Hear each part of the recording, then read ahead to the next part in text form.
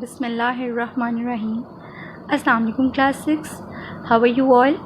I hope you all are fine and doing great class. Today we are going to start exercise 6b. But before starting this exercise, let me get you familiar with the basic concepts involved in this exercise.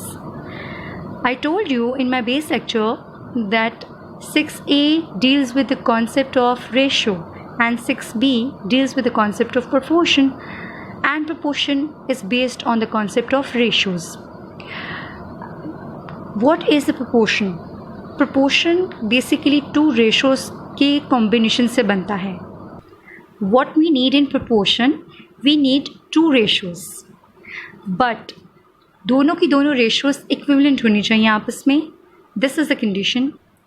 Because the definition of proportion tells us that जब भी आपके पास दो ratios को equate किया जाता है, जब equivalent ratios को by the sign of equality जोड़ दिया जाता है, इकट्ठा लिखा जाता है, कंबाइन किया जाता है, तो उससे प्रोपोर्शन बनता है. इसका मतलब ये होता है कि जो भी आपके पास दो रेशियोज़ गिवन हों, जब उनको सिंप्लीफाई किया जाए तो उन दोनों का आंसर क्या होना चाहिए? सेम होना चाहिए. इससे एक प्रोपोर्शन बनता है. इसका मतलब ये हुआ कि प्रोपोर्शन क्या है? Comparison of two ratios. Right students? And वो दोनों रेशियोज़ क्या होनी चाहिए? इक्विवेलेंट भी होनी चाहिए. Take an example, 2:3 and 4:6. 2:3 जो है वो फर्दर डिवाइड नहीं होती, बट यू कैन सी 4:6 जो है वो दोनों 2 के टेबल पे जाती हैं. 2 2s are 4 and 2 3s are 6. Again what we get? 2:3. ये भी 2:3 है. इसका आंसर भी क्या आ रहा है? सिंप्लीफिकेशन से 2:3. It means we can write them in the form of proportion like this. See, we can write these two ratios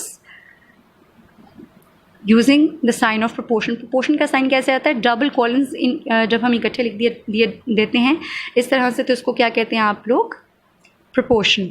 इसको रीड कैसे करते हैं? 2:3 as 4:6. 2:3 बिल्कुल सिमिलर है जैसे कि 4:6 है. Right students?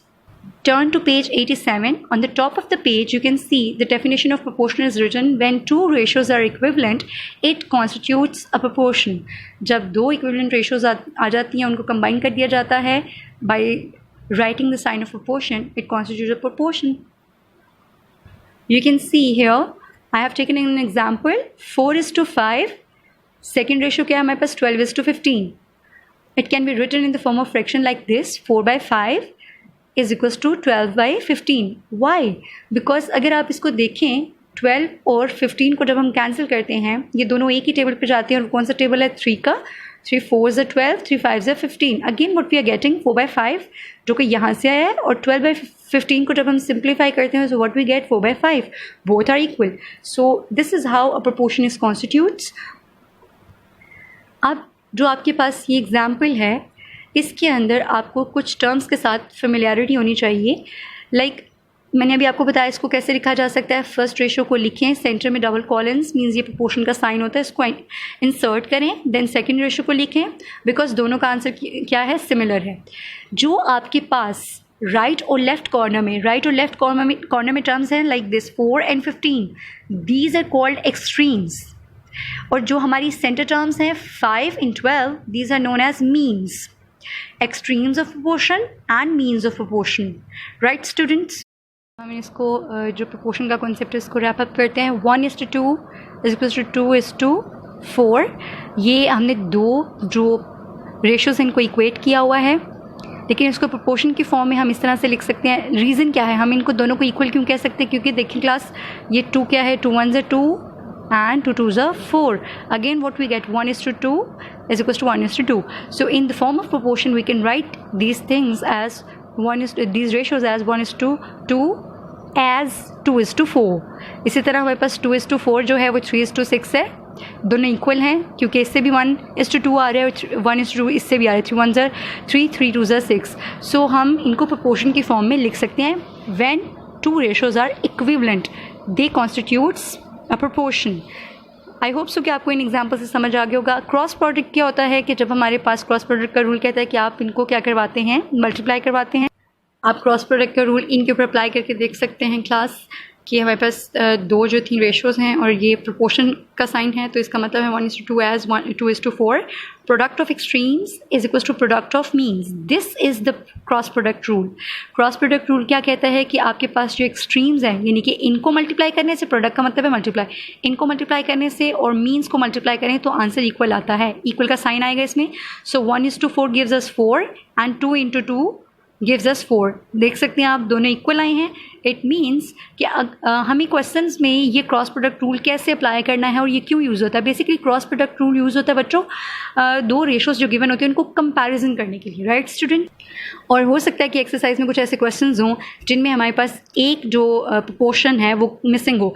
जैसे इसको फर्स्ट प्रोपोर्शनल कहते हैं, इसको सेकंड प्रोपोर्शनल, ये थर्ड प्रोपोर्शनल, ये फोर्थ प्रोपोर्शनल. हो सकता है क्वेश्चन में हमारे पास फोर्थ प्रोपोर्शनल मिसिंग हो, तो हम ये वाला फॉर्मूला अप्लाई करके फोर्थ प्रोपोर्शनल फाइंड आउट कर सकते हैं. Right students. हो सकता है थर्ड हमारे पास मिसिंग हो, हम इसको भी फाइंड आउट कर सकते हैं. सो अगर हमारे पास इन चारों में से कोई भी एक प्रोपोर्शन मिसिंग है तो हम ये फॉर्मूला यूज़ करते हुए उसको फाइंड आउट कर सकते हैं. जैसे कि मैंने आपको बताया कि हम इस फॉर्मूला को क्यों यूज़ करते हैं, दो रेशोज़ को कंपेयर करने के लिए. तो हम हमारे पास क्वेश्चन नंबर 4 और 6 में ऐसे ही क्वेश्चन मौजूद हैं जिसमें हमने क्या करना है कि रेशोज़ को कंपेयर करके ये बताना है कि कौन सी रेशो ग्रेटर है. Right students. हमारे पास एक एग्जाम्पल है कि हमें 4:7 एज 5:6 दिया गया है और हमने ये प्रूव करना है कि इनमें से कौन सी बड़ी है. देखने से तो हमें इसको फ्रैक्शन फॉर्म में लिखा, राइट. हमें देखने से अंडरस्टैंडिंग नहीं हो पा रही है कि which one is greater. Right students. So हम क्या करेंगे कि इनको क्रॉस मल्टीप्लाई करवाएंगे.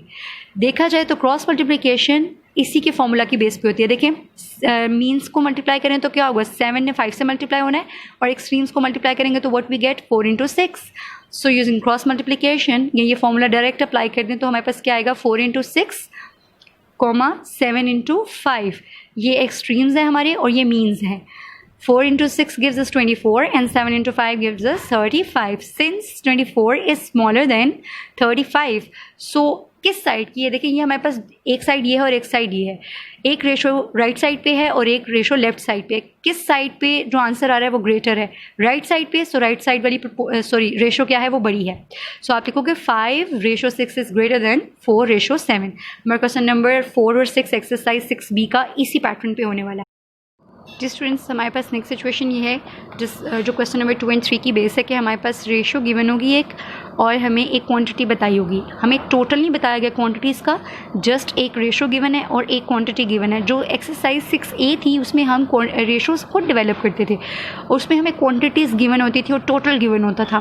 But in this exercise ratio is given and one quantity is given.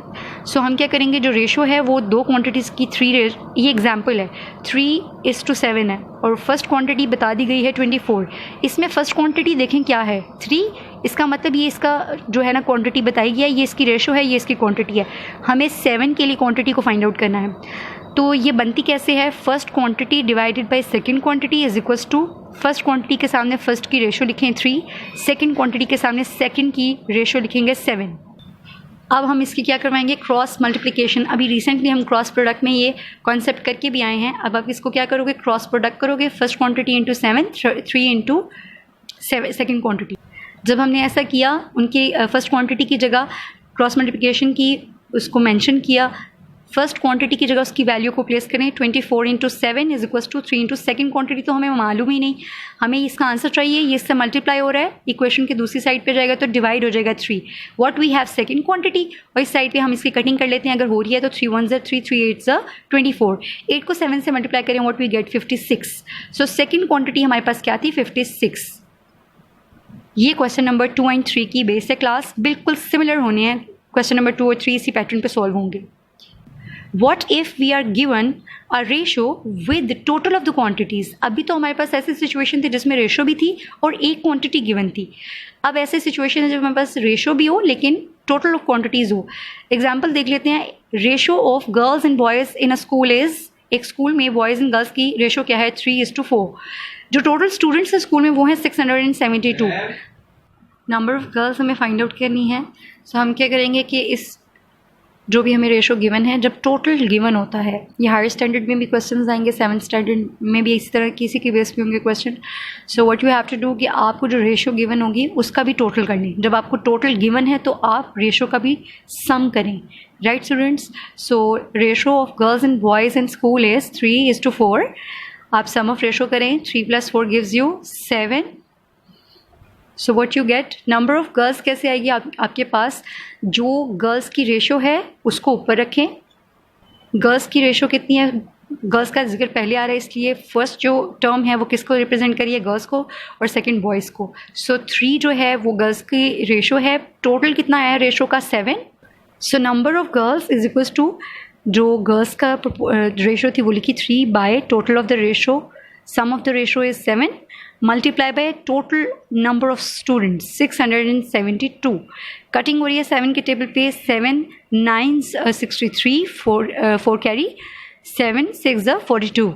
3 को जब 96 से मल्टीप्लाई किया 288 नंबर ऑफ गर्ल्स आ गई हमारे पास, और 672 में से 288 को माइनस कर दें तो बॉयज़ की भी जो है वो नंबर ऑफ बॉयज़ भी आ सकता है हमारे पास. Question number 5 is based on this concept.